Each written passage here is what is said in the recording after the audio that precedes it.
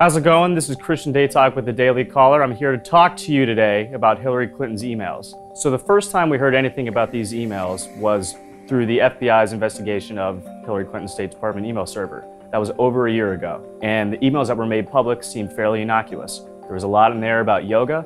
There was some stuff in there about Chelsea's wedding. Pretty standard stuff that would be on anyone's personal email account. Now, as soon as those emails were released, we heard that there was another trove of emails that had never been made public and never been turned over to the State Department. The Clinton team had actually gone in and wiped the server. What, like with a cloth or something? No, with BleachBit, a software program specifically designed to clean up email servers. There have been thousands of emails published by both Wikileaks and DC Leaks, and while it's nearly impossible for the public to go through every single one of them, here are the key points that we've pulled. One of the biggest things we've learned from WikiLeaks is that the Clinton Foundation accepted $12 million from the Moroccan king in exchange for holding one of CGI's meetings in that nation. The Clinton Foundation has received roughly $70 million over the last few years from foreign governments. We also learned from WikiLeaks that President Bill Clinton, for his birthday, was given $1 million check from Qatar, which Hillary Clinton herself has recognized as one of the two major nations, along with Saudi Arabia, funding ISIS. This is what pay for play comes down to in a nutshell. When Hillary Clinton was Secretary of State, half of the people she met with were CGI donors. Another major point that we've gleaned from these emails is that Hillary's policy positions seem to be very different in public than in private.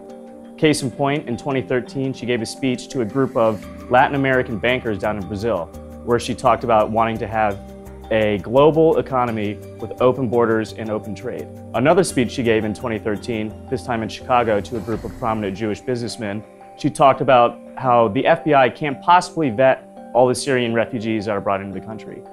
Now today, Hillary will tell you that we should accept Syrian refugees with open arms. But back in 2013, she was worried that terrorists might very possibly be mingling in with the refugees. Now, one of Donald Trump's biggest talking points over the past few weeks is just how rigged the election is. First of all, it's rigged. And based on these emails, it looked like no one is a bigger victim of the Clintons' rigging than Bernie Sanders. Poor Bernie.